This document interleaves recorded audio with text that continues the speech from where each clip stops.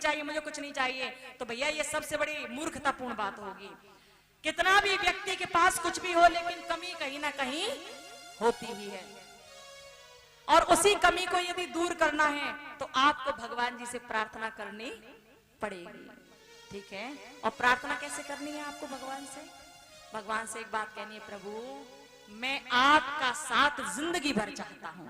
भगवान मुझे आपका साथ जिंदगी भर चाहिए, एक दो दिन के लिए नहीं, पूरे जीवन के लिए चाहिए।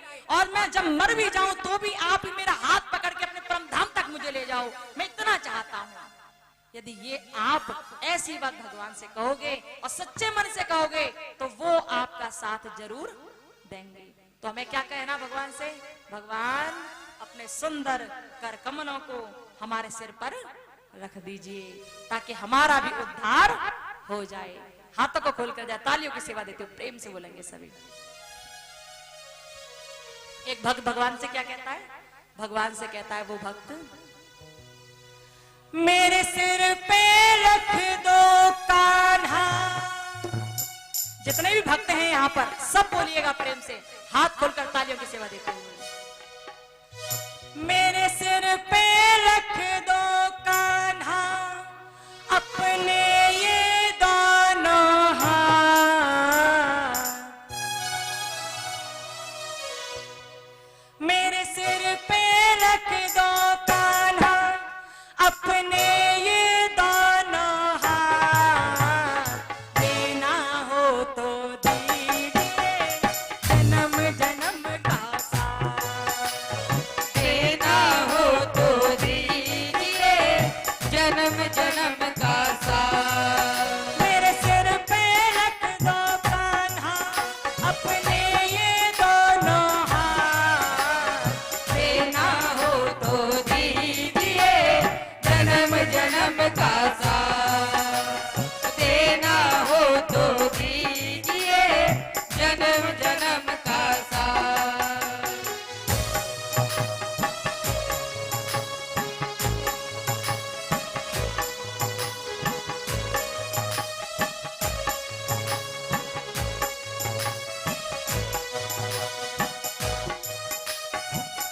जो भी भक्त चाहते हैं कि भगवान अपने सुंदर हाथों को, कर कमलों को हमारे सिर पर रखें, तो सब प्रेम से बोलते रहें, जय जय श्री राधे राधे। ताली बजाते रहना है सबको।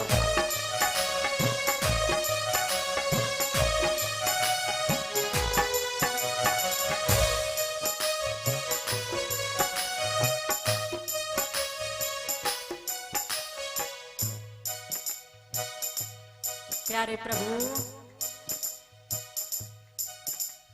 झुलस रहे हैं गम की धूप में, खुशियों की छाया कर देना, झुलस रहे हैं गम की धूप में, खुशियों की छाया कर देना, झुलस रहे हैं गम की धूप में, खुशियों की छाया कर देना, झुलस रहे हैं गम की धूप में, खुशियों की छाया कर देना, बिन कान्हा के नाव चले ना तू पतवार पकड़ लेना, बिन कान्हा के नाव चले ना तू पतवार पकड़ लेना, बिन माझी के नाव चले ना तू पतवार पकड़ लेना, बिन माझी के नाव चले ना तू पतवार पकड़ लेना, और मेरा जीवन रोशन कर दो,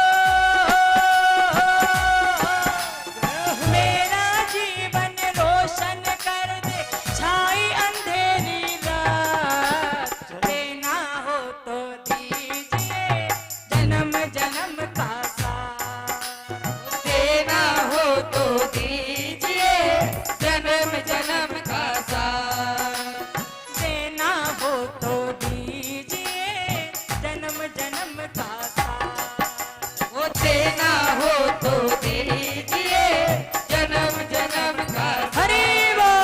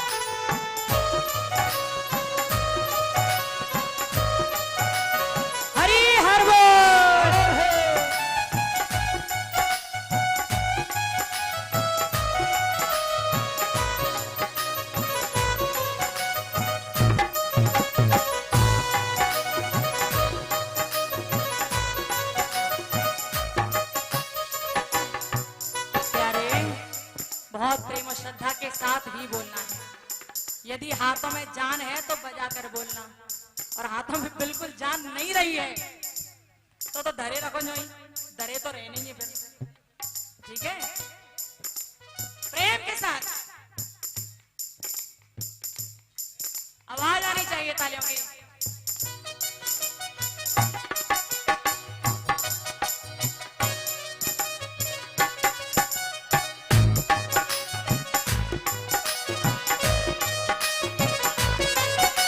सोते हुए नहीं, जगते हुए बजाना है। प्यारे प्रभु, इस जन्म में सेवा देकर बहुत बड़ा उपकार किया। इस जन्म में सेवा देकर बहुत बड़ा उपकार किया। प्रभु से हम सबको कहना चाहिए, भगवान सबसे बड़ा काम तो आपने मेरे लिए ये कर दिया कि मुझे इंसान बना दिया। नहीं तो पता नहीं मैं किस योनि में पड़ा होता, पता नहीं मैं कोई जानवर बना होता या छोटा सा कीड़ा बन के नाली में पड़ा होता। प्रभु आपने मेरी जिंदगी सुधार दी। प्रभु मुझे मानव बना दिया, इंसान बना दिया मुझे, और इंसान बनाकर भी मेरे भीतर ऐसी भक्ति पैदा कर दी कि मैं आपके भक्तों की सेवा कर पा रहा हूँ। आपने मुझ पर बहुत दया की है भगवान, सदैव दया करना।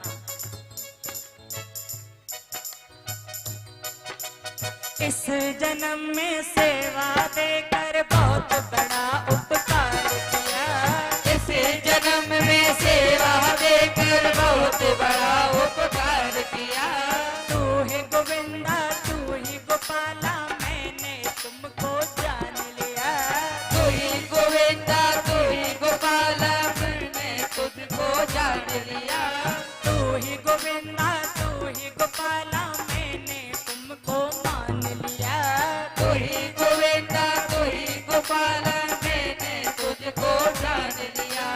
तेरा साथ रहे बरसों तक,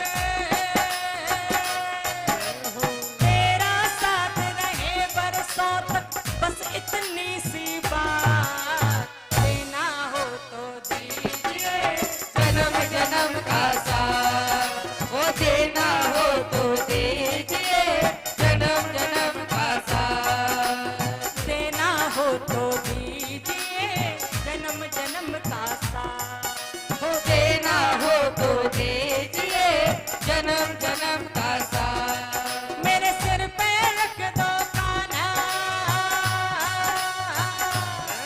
मेरे सिर पे रख दो कान्हा, अपने ये दोनों हाथ। देना हो तो दीजिए जन्म जन्म का साथ। देना हो तो दीजिए जन्म जन्म का साथ। हरि बोल।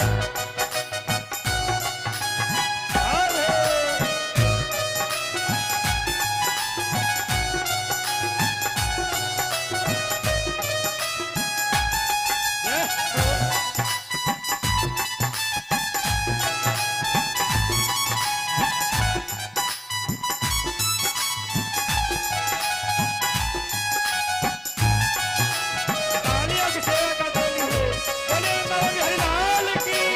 जय हो। ये हाथ यही रखने के लिए नहीं आए हैं। काम कर लो इनसे, इनसे काम कर लो, बजा लो प्रेम से।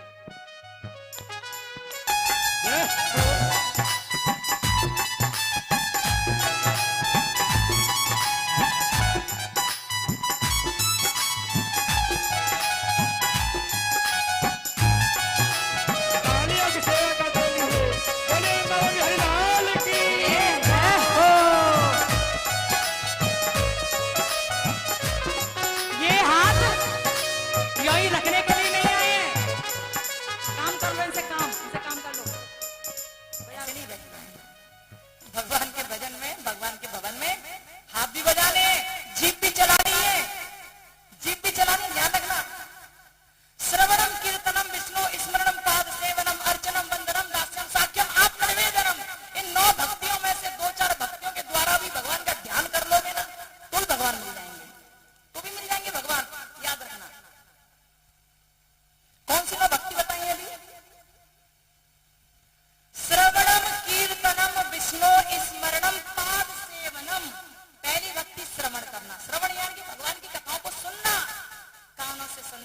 अच्छा, सुनने में और श्रवण करने में जरा अंतर होता है। सुनने में और श्रवण करने में जरा अंतर है। सुनना वो होता है कि आपने कथाओं को सुना और सुनकर यहां से सुना और यहां से निकाल दिया। जब आपसे पूछा गया कि कथाओं में क्या सुनाया गया तो आपको याद ही नहीं है, सब खत्म हो गया, जो आया सब निकल गया, उसे कहते हैं सुनना। सुनना सिर्फ यहां से सुना, यहां से सुन के निकाल दिया, समझा नहीं आपने, समझा नहीं, उसे कहते हैं सुनना। ठीक है, लेकिन श्रवण का मतलब क्या है? श्रवण का मतलब यह है कि आपने कथाओं को सुना और सुनकर समझा और समझकर आपने इस कान के द्वारा उसे अपने हृदय में उतार लिया, हृदय तक ले गए और हृदय में ले जाकर आपने उन बातों को जाना और उनका अनुसरण किया, उसे कहते हैं श्रवण करना। सुनना तो केवल सुनना होता है, समझना भी नहीं, केवल सुना निकाल दिया। लेकिन श्रवण का मतलब यही है कि आपने कथा को सुना, समझा और हृदय में धारण कर लिया और उसके अनुरूप काम किया। तो पहली भक्ति यही है, श्रवणम, फिर कीर्तनम। आप सुनते हो भगवान की कथा को, बहुत प्यारी बात है। दूसरी भक्ति कहते हैं कीर्तन करना, सिखाते हैं कीर्तन करना। आप यदि कीर्तन कर रहे हो भगवान का, आप कीर्तन तो कर रहे थे ना अभी, श्रवण भी कर रहे थे, कीर्तन भी कर रहे थे, आप बोल भी रहे थे, सब कुछ कर रहे थे। लेकिन जो लोग नहीं बोल रहे वो केवल सुन रहे हैं, श्रवण नहीं कर रहे, और कीर्तन सुन रहे हैं लेकिन बोल नहीं रहे। हालांकि आप सब में अधिकाधिक लोग सभी बोल रहे थे और तालियों की सेवा दे रहे थे। ये भक्ति है प्यारे। यदि इनके द्वारा भगवान का ध्यान करते हैं, नौ नहीं तो 2-4 भक्तियों के द्वारा भगवान का ध्यान कर लेते हैं, तो भी भगवान की भक्ति में मिल जाती है, प्राप्ति हो जाती है, उनकी सुंदर अच्छी बातों की, उनके सुंदर रूप की प्राप्ति हो जाती है। श्रवणम यानी कि सुनना, सुनकर हृदय में धारण कर लेना। कीर्तनम यानी कि कीर्तन करना भगवान के नाम का। श्रवणम कीर्तनम विष्णु स्मरणम पाद सेवनम, स्मरण करना भगवान का। स्मरण कैसे करना चाहिए? माला ले लो, एक मंदिर में बैठ जाओ और बस ध्यान लगाओ, और जब कोई आ जाए तो कह दो बैठ जा भैया, और फिर माला लेकर जपना शुरू कर दो। क्या ये स्मरण है? क्या ये भजन है? क्या ये ध्यान है? क्या लगता है आपको, ये ध्यान है क्या? बहुत से लोग हाथ में माला ले ली, माला लेकर एक जगह बैठ गए, और जब कोई आया तो कह दिया बैठ जा अभी माला जप रहा हूं, फिर तुझे देखूंगा, बैठ जा। अब वो बंदा बैठ गया, फिर आपने माला ली, फिर जपना शुरू कर दिया, फिर कोई दूसरा आया, फिर कह दिया बैठ जा अभी मैं आ रहा हूं। क्या ये भजन है? क्या ये माला जपना है? नहीं है, ये भजन नहीं है, ये माला जपना नहीं है, ये जपना नहीं है, याद रखना। लेकिन भागवत के बीच में इसी वजह से भजन कीर्तन होते हैं। यदि कोई ये चाहे कि पूरे भजन ही भजन गाओ और कथा नहीं करना है, तो भैया फिर वो भागवत नहीं रह पाती, फिर तो केवल भजन कीर्तन हो सकते हैं, वो भागवत नहीं होती। यहाँ भागवत चल रही है, और भागवत चल रही है तो आपको भागवत में तन मन धन से लगना है, मन वचन कर्म से लगना है, और कथा को सुनते जाना है। सूत जी महाराज सौनिक ऋषियों से कहने लगे कि तुमने पूछा कि किसका उद्धार हो गया भागवत सुनने से। मैंने तुम्हें बताया कि ज्ञान वैराग्य ठीक हो गए, ज्ञान वैराग्य तर गए भागवत सुनने से। तो सौनिक ऋषियों ने कहा भगवान आपकी कथा मुझे बहुत सुंदर लगी, हमें बहुत अच्छी लगी, लेकिन एक बात हमारे मन में घूम रही है, आप ये बताएं कि भागवत सुनने से केवल अच्छे लोगों का ही उद्धार होता है, या बुरे बुरे लोग भी तर जाते हैं, या पापी भी तर जाते हैं? क्योंकि पापियों को तारने के लिए भी तो कुछ चाहिए। यदि अच्छे अच्छे लोग ही तरते रहे तो पापियों का क्या होगा भाई? उनके उद्धार के लिए भी तो कुछ करना चाहिए। ये सुनकर सौनिक आदि ऋषियों की बात सुनकर सूत जी महाराज ने कहा ऋषिगणों, मैं बताता हूँ कि भागवत सुनने से पापियों का भी उद्धार होता है। एक बहुत बड़ा पापी था जिसका नाम था धुंधकारी, और धुंधकारी जैसा पापी उस कथा को सुनने से तर गया। जानते हो कैसे? बताता हूँ। सौनिक ऋषियों ने हाथ जोड़कर कहा भगवान हम सुनना चाहते हैं धुंधकारी कौन था और कैसे वो तर गया प्रभु की कथा सुनने से, क्या हुआ उसके जीवन में हम जानना चाहते हैं। ये सुनकर सूत जी महाराज कहने लगे हाँ सुनाता हूँ सुन लो सुनाता हूँ। कहने लगे अत्र ते कीर्त में श्याम इतिहासं पुरातन यस्थ श्रवण मात्रेण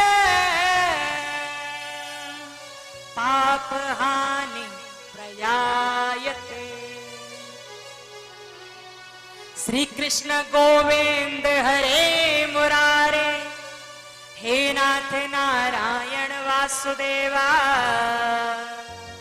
जिव्वे पिबस्वामृत मेतदेव, गोविंद दामोदर माधवेत।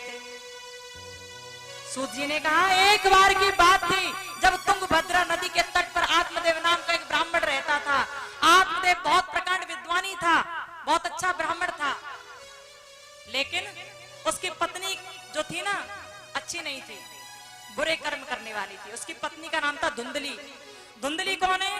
जो रोज रोज लड़ाई करती है, जो झगड़ा करती है, पड़ोसियों से भी मार पीट करके कुटाई कर देती है एक दूसरे की। जो रोज लड़ाई झगड़ा करती है ना, और रोज चुगली करती है, घर घर जाकर इसकी उससे बढ़ा दी, उसकी उससे बढ़ा दी। आज के टाइम में भी आपको कोई ऐसी नजर आए कि इसकी बात उससे कह रही है, उसकी बात उससे कह रही है, बढ़ा रही लड़ा रही है, समझ लेना वो धुंधली है, समझ लेना वही धुंधली है, कि वो धुंध चाहती है, लड़ाई झगड़ा चाहती है। धुंधली वही जो सुबह सुबह उठकर नहाती नहीं है, 8-10 रोटी ली और खा ली, और खाने के बाद दुनिया में घूम ली, पहले फिर आई 4 बजे शाम को नहाई, वो है धुंधली। धुंधली वही है जब अपने पति के साथ तो रहती है, लेकिन पति की आज्ञा कभी नहीं मानती, कभी नहीं मानती, उसका पति कहते कभी नहीं सुनती। धुंधली वही है जो पति के घर से लोग आ जाएं तो उनके लिए रोटी भी नहीं बनाती, और अपनी मायके से अपनी माँ आ जाए या अपने बहन आ जाए तो बड़े बड़े पूरी पकवान बना के तैयार कर देती है, वही है धुंधली। अरे माताओं, माता पिता तो एक से होते, परिवार तो परिवार होता है, चाहे आपका हो या आपके पति का हो। जितना प्रेम आप अपने परिवार से करते हो उतना अपने पति के परिवार से भी करना चाहिए। लेकिन धुंधलियां ऐसा नहीं करती हैं, उन्हें केवल अपना चाहिए, केवल अपना। ऐसी होती है धुंधली जो लड़ाई चाहती है, किसी का भला नहीं चाहती, किसी के पास ज्यादा चीज बढ़ जाए तो चिढ़ जाती हैं। आत्मदेव अच्छे विद्वान ब्राह्मण हैं, लेकिन धुंधली अच्छी नहीं है। उन्हीं के यहाँ पर संतान हुई, पुत्र हुआ, जिसका नाम धुंधकारी रखा गया। धुंधकारी हुआ कैसे? कि आत्मदेव ने जब देखा कि बहुत साल बीत गए लेकिन मेरे कोई संतान नहीं है, तो आत्मदेव ने सोचा कि मेरी पत्नी भी बढ़िया नहीं है, मेरे कोई बालक भी नहीं है, तो ऐसा जिंदा रहने से क्या फायदा, चलो घर छोड़ के जंगल में चलते हैं। आत्मदेव जंगल में पहुंच गए, और जब जंगल में चले गए तो मरने का निश्चय कर लिया। लकड़ी तैयार करनी, जलने के लिए तैयार हो गए। तभी अचानक से प्यास लगी उन्हें। जब प्यास लगी तो तालाब में से पानी पीने लगे। इतने में ही देखा कि दूसरे किनारे पर कुछ संत खड़े हैं। आत्मदेव ने सोचा हो सकता है ये संत मेरी बात समझ जाएं, मेरी बात को सुनकर मेरा कुछ उपकार कर दें।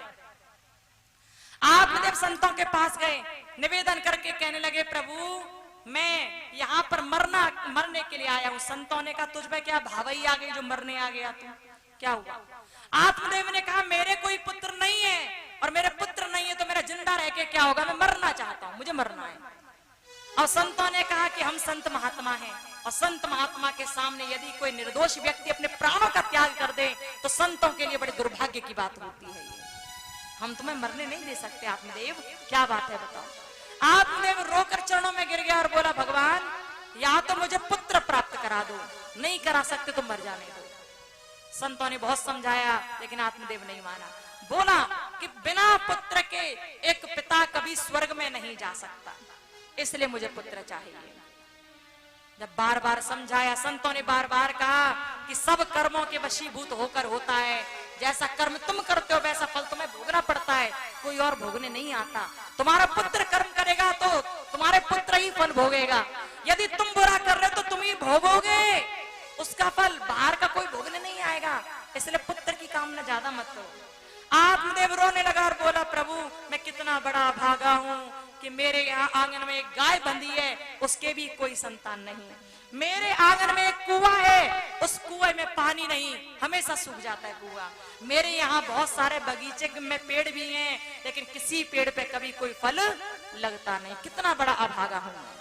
ये सुनकर संतों ने आत्मदेव का मस्तक देखा और मस्तक देखकर कहा, आत्मदेव इस जन्म में तो क्या, अगले 7 जन्मों तक तुम्हारे भाग्य में कोई संतान नहीं है, तुम संतान सुख से वंचित रहोगे। आत्मदेव कोई पुत्र नहीं है। आत्मदेव रोने लगा। आत्मदेव दुखी हो गया, संतों के चरणों में गिर गया और बोला, अब नहीं जीऊंगा मैं, अब मैं मर जाऊंगा। अब नहीं जीऊंगा मैं। संतों ने बहुत समझाया लेकिन आत्मदेव नहीं माना। तभी संतों का हृदय द्रवित हो गया, संत दुखी हो गए और दुखी होकर बोले अब क्या किया जाए।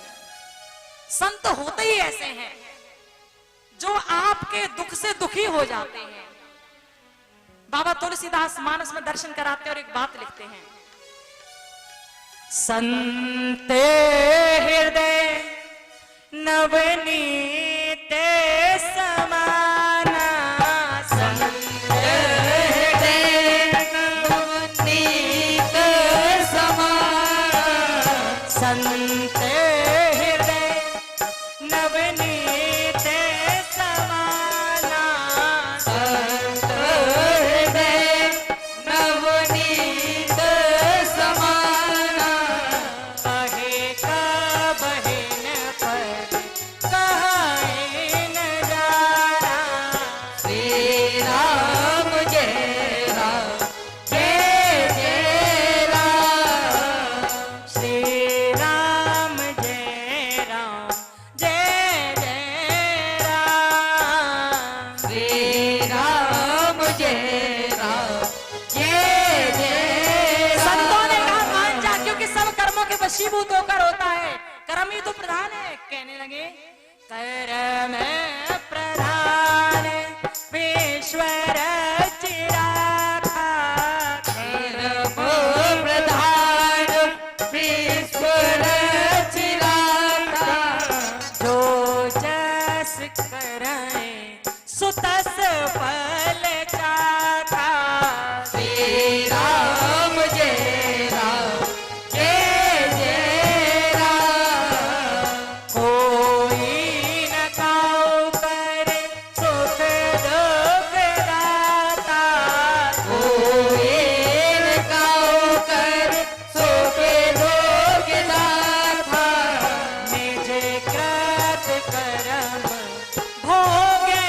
सब भ्राता, श्री राम जय राम जय जय राम, श्री राम जय राम जय जय राम, श्री राम जय राम जय जय राम। संत सदैव सही बात बोलते हैं। संतों ने कहा आत्मदेव मान जाओ, ऐसे मत मरो, तुम जो कर्म करोगे तुम्हें भोगना पड़ेगा।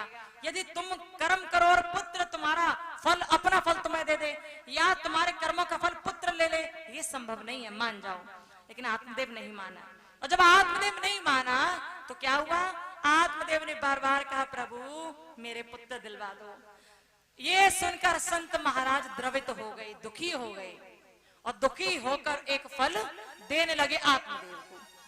संत चाहे ना तो सब कुछ कर सकते हैं, संत चाहे तो भगवान की इच्छा को भी बदल सकते हैं, क्योंकि भगवान संतों से बड़ा प्रेम करते हैं। संत वचन पत्थर की लीखा, मोर वचन पड़ जाए फीका। भगवान खुद कहते हैं कि संतों का वचन पत्थर की लकीर होता, चाहे मेरा वचन फीका हो जाए, लेकिन मैं संतों की बात को फीकी पड़ने नहीं देता। ऐसे होते हैं संत। अब ये जरूरी नहीं कि संत होने के लिए कोई स्पेशल चोला ही धारण करना हो आपको तभी आप संत बन जाओ, कि आप सन्यासी जैसे कपड़े पहन लो तभी आप संत बन जाओ, ऐसा नहीं है। संत आप अपने मन के घोड़ों को बांध कर बन सकते हो, संत आप परोपकार करके बन सकते हो। और संत की संतता यदि कपड़ों से पता चल जाती तो दुनिया कपड़े रंग के संत बन जाते। संत बनने के लिए प्यारे बहुत काम करने पड़ते हैं, तब कोई संत बनता है। संत कौन, जो दुनिया के लिए सोचे, दुनिया के दुख से दुखी हो जाए। संत की संतता कपड़ों से नहीं, उसके आचरण से होती है। संत की संतता उसकी पहचान उसके वस्त्रों से नहीं, उसके व्यवहार से होती है। यदि कोई साधु का रूप धरकर भी दुनिया का भला नहीं चाह रहा, केवल अपना घर अपना पेट भरने में लगा हुआ है, तो वो वास्तव में संत नहीं है। संत वो जिसका आचरण शुद्ध हो, संत वो जिसका व्यवहार पवित्र हो, संत वो जो दुनिया के भले की बात कहे, संत वो जो भगवान की भक्ति के लिए तत्पर रहे। वो संत महाराज की जय हो। यहाँ भी बहुत बहुत विद्वानी संत हैं। ऐसे ही संतों की आवश्यकता है जो आचरण में सुंदर रहें, आचरण से शालीन रहें, आचरण से प्रभु के भक्त रहें। ऐसे संतों की ही आवश्यकता है। बोले संत महाराज की जय हो। वो संत जो आए थे उन्होंने एक फल दे दिया आत्मदेव को, लो ले जाओ, अपनी पत्नी को खिला देना, आपकी पत्नी गर्भवती हो जाएगी, उसके पुत्र होगा, जाओ ले जाओ। पर याद रहे कि फल खाने के बाद नियम बहुत करने पड़ेंगे। सुबह सुबह उठकर ब्रह्म मुहूर्त में नहाना होगा, पूजा पाठ भी करनी होगी, और हो सके तो व्रत भी रहे। एक समय शाम के समय ही भोजन करे केवल, और चुगली नहीं करनी किसी की भी, बड़ों के चरणों को छूना है, ये नियम करना पड़ेगा, तब संतान होगी, उसके बता देना उसे। आत्मदेव ने बात सुनी, फल ले गए धुंधली के पास, धुंधली को ले जाकर दे दिया और कह दिया इसे खा लो, संतान हो जाएगी। सारे नियम बता दिए कि इन नियमों का पालन कर लेना। अब धुंधली सोचने लगी, अरे भैया मुझे तो सुबह सुबह उठकर बिना मुंह धोए 8 रोटी खाने की आदत है। सुबह सुबह उठकर मैं तो रोटियां खाती हूँ, पहले मुंह भी नहीं धोती है, बस नाश्ता कर लिया भरपेट, उसके बाद दुनिया में घूम ली, तब जाके शाम को 3-4 बजे नहाती हूँ मैं। पूजा पाठ से मेरा दूर दूर तक कोई नाता रिश्ता नहीं है, मैं कैसे ये नियम अपना पाऊंगी। यही सोचने लगी, फिर विचार आया कि मैंने फल खा लिया तो ठीक नहीं पड़ेगा। अरे कौन खाए फल, कौन इतनी भावई झेले, मुझे नहीं खाना। उसकी बहन आ गई, उसकी बहन ने कहा फल नहीं खाना, मत खाओ, ऐसा करो कि इस फल को आंगन में गाय खड़ी है उसे खिला दो, मेरे संतान होगी मैं तुम्हें दे दूंगी, वैसे ही मैंने गर्भ धारण कर लिया है, मैं तुम्हें दे दूंगी। धुंधली ने फल लिया, आंगन में खड़ी हुई गाय को खिला दिया। समय आगे बढ़ा, और जब समय आगे बढ़ा तो धुंधली की जो बहन थी ना, उसने एक पुत्र को जन्म दिया।